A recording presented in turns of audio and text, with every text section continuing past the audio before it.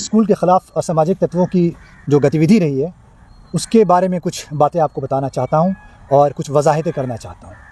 मेरा नाम मोहम्मद वसीम है, मैं चेयरमैन अमन फाउंडेशन हूँ, मैं एक वकील भी हूँ और सुप्रीम कोर्ट ऑफ इंडिया में एडवोकेट ऑन रिकॉर्ड हूँ। अब शुरुआत करते हैं अमन अकेडमी के बारे में। अमन अकेडमी की स्थापना की प्लानिंग 1990 के दशक में शुरू हुई। 2009 में पुरानी बिल्डिंग बनना शुरू हुआ और 2010 में स्कूल खुला। 2016 में हमें एफिलिएशन मिला। अभी सीबीएसई से एफिलिएशन मिला। अभी सीबीएसई स्कूल्स के वेबसाइट पर अवेलेबल पास परसेंटेजेस के डेटा को, अगर इस डिस्ट्रिक्ट के डेटा को देखेंगे तो हमारा स्कूल टॉप 3 स्कूल्स में आता है। हमारा टारगेट है कि अगले 5 सालों में अमन अकेडमी बिहार के सबसे अच्छे स्कूल में शुमार हो। अभी भी हमारी शिक्षा व्यवस्था, हमारे लैब्स, स्पोर्ट्स और एक्स्ट्रा करिकुलर एक्टिविटीज़ की झलक आप स्कूल के फेसबुक पेज अमन अकेडमी और अमन एडमिन पर देख सकते हैं। अमन अकेडमी इलाके के दूसरे प्राइवेट सीबीएसई स्कूल्स की तरह ही एक निजी संस्थान है। ध्यान रहे, एक निजी संस्थान है। सभी सीबीएसई स्कूल सरकार द्वारा निर्धारित कानून और रूल्स के हिसाब से चलते हैं। अमन अकेडमी का भी संचालन हमारे देश के कानून के तहत और उसके दायरे में ही नहीं, बल्कि जो भी चीज़ हमें एथिकल लगता है, नैतिक लगता है, हम उस हिसाब से संचालित करते हैं स्कूल को। हमारी कोशिश होती है कि हमारा फ़ीस आसपास के सीबीएसई स्कूल से 30% कम हो, लेकिन असलियत में अगर आप आसपास के डिस्ट्रिक्ट्स के स्कूल का, सीबीएसई एफिलिएटेड स्कूल्स का जायज़ा लेंगे तो आप हमारा फ़ीस आधे से भी कम पाएंगे। इसके कंपैरिजन्स के लिए आप खुद ही देख सकते हैं, किसी निजी संस्थान का नाम लेना मेरे लिए सूटेबल नहीं होगा। हमारी निजी कोशिश यह भी रहती है कि टोटल स्ट्रेंथ का 10% का फ़ायदा हमारे समाज के गरीब, यतीम और कसीरुल औलाद मेंबरान को मिले।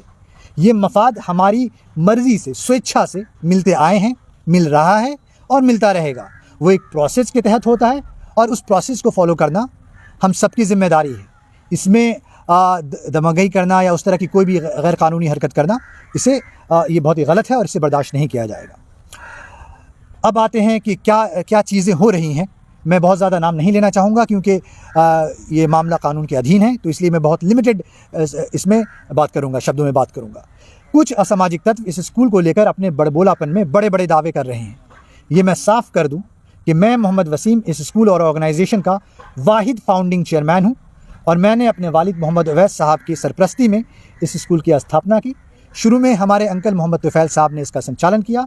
2015 से इस स्कूल को पूरी तरह से मैं ही संचालित करता हूँ। पिछले 10 सालों में ये स्कूल नई ऊंचाइयों तक गया है, जिसके गवाह स्कूल से फारिग हज़ारों स्टूडेंट्स हैं। कुछ एनआईटी में हैं, कुछ मेडिकल कॉलेजेस में हैं, दिल्ली यूनिवर्सिटी और दूसरे अजीम इंस्टीट्यूशंस में भी हैं।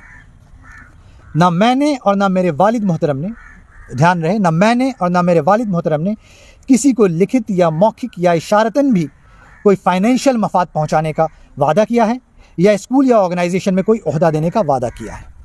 आज तक जो लोग बेबुनियाद अफवाह फैलाकर आवाम को गुमराह कर रहे हैं, उनका स्कूल मैनेजमेंट से शुरू से आज तक कोई लेना देना नहीं रहा है।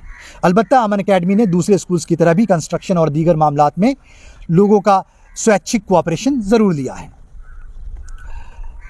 अभी जो सिलसिला हुआ है बदमाशियों का, वो 13/3/2024 से शुरू हुआ, जिसमें कुछ असामाजिक तत्व स्कूल कैंपस में आकर ज़ाती मफाद के लिए मैनेजमेंट को धमकाया, कहा गोली मार देंगे, हमें बदनाम करने की धमकी दी ताकि उनके रंगदारी का नापाक इरादा पूरा हो सके। इसके बाद ये असामाजिक तत्व कुछ और लोगों के साथ समाज में गलत अफवाह फैलाकर आवाम को फीस और डिस्काउंट के नाम पे गुमराह कर उनको उपद्रवी बनाने के लिए, डर फैलाने के लिए उनका की कोशिश कर रहे थे, लेकिन उनका नापाक इरादा वो असफल हुआ, क्योंकि आवाम अमन अकेडमी द्वारा दी गई पिछले 14 साल में जो दी गई सेवाएं हैं उससे भली भांति वाकिफ़ थी और जिस तरह के लोग इस पूरे मुहिम में शामिल थे, इस तरह की बदमाशी में शामिल थे, उनके भी इतिहास से ये गांव और इलाका वाकिफ़ था। इस वजह से लोगों को समझ में आ गया कि उनका नापाक इरादा क्या है। खैर, आप ख़ुद समझ सकते हैं, आवाम भी समझ सकती है कि 15 साल से स्कूल शांति से, 14 साल से स्कूल शांति से चल रहा है, एकाएक ये हंगामा क्यों खड़ा किया जा रहा है। कुछ लोग कहते हैं कि मेरे वालिद मोहतरम भी इस सिलसिले में बात करें तो ये वाज़ेह कर दूं कि अमन अकेडमी के संबंध में कुछ भी अच्छे या बुरे का जिम्मेदार मैं हूं, और जिस तरह से पर्सनल अटैक्स किए गए हैं उससे इन असामाजिक तत्वों का मंशा पूरी तरह से खुलकर सामने आ जाता है। आम लोगों से बस 2-4 बातें कहनी हैं। पहला तो ये कहना है कि जब भी किसी पर इल्ज़ाम लगाए जाएँ तो आप सबूत ज़रूर मांगें, वरना हम लोग एक दूसरे पर छीटाकशी करते रहेंगे, समाज का माहौल ख़राब होगा और भी पता नहीं न जाने क्या क्या होगा। इसके अलावा हमें अपने कानून व्यवस्था पे भरोसा होना चाहिए। अगर हमें कुछ लगता है समस्या है तो आप कानून व्यवस्था का भी सहारा ले सकते हैं। और आखिरी में मैं बस एक ही चीज़ कहना चाहूँगा लोगों को कि वक्त बहुत कीमती होता है, उसको प्रोडक्टिव कामों में इस्तेमाल करें। हम अपना वक्त भी बर्बाद ना करें, हमारा वक्त भी ना बर्बाद करें। अगर मैं दिल्ली से आता हूँ 4-5 दिन के लिए, 6 दिन के लिए, तो मेरी कोशिश होती है कि क्लास में जाकर पढ़ाऊँ, जो मैंने हासिल किया है ज़िंदगी में वो कुछ स्टूडेंट्स को दे सकूँ, ना कि मैं आकर के प्रेस कॉन्फ्रेंसेस करूँ या जो बेबुनियाद इल्ज़ाम लगाए जा रहे हैं उसको मुस्तरद करूँ या कुछ भी इस तरह की जो हरकतें हो रही हैं उससे उलझता रहूँ। इससे मेरा नुकसान होता है, मुझे ख़राब लगता है और समाज का भी नुकसान होता है। तो बस इतना ही कहना चाहूँगा। और उसमें जिस तरह से आक्रामक रूप से धमकी दी गई थी कि आप 2 दिन में छोड़ के चले जाइए, आपको जी बिल्कुल, मुझे 2 दिन में आप लोआम छोड़ के चले जाइए, दरभंगा छोड़ के चले जाइए, नहीं तो आपको गोली मार दी जाएगी। किसने धमकी दी? कुछ असामाजिक तत्व थे। क्या आपने एफआईआर किया इस पर? इस पे मैंने कंप्लेंट की थी 14 तारीख को, और उस वक्त हमारी सोच ये थी कि गांव का मामला है, इससे बेहतर होगा कि हम लोग बैठ के आपस में बात करके सुलझा लें। लेकिन वो मामला वहाँ रुका नहीं, लगातार जो हम पे निराधार आरोप लगते रहे, डिफेमेशन किया जाता रहा, अपमान किया जाता रहा। उस स्कूल के स्टाफ और बच्चे भी अब भयभीत हो रहे थे, क्योंकि अगर आप पर्चा बंटवा रहे हैं, डीजे बज रहा है, मीटिंग हो रही है, तो जो शैक्षणिक वातावरण था वो हमारा ख़राब हो रहा था। प्रशासन की ओर से किस तरीके की कार्रवाई अब तक हुई है? प्रशासन बहुत ही कोऑपरेटिव रहा है, बहुत ही हमारा हेल्पफुल रहा है।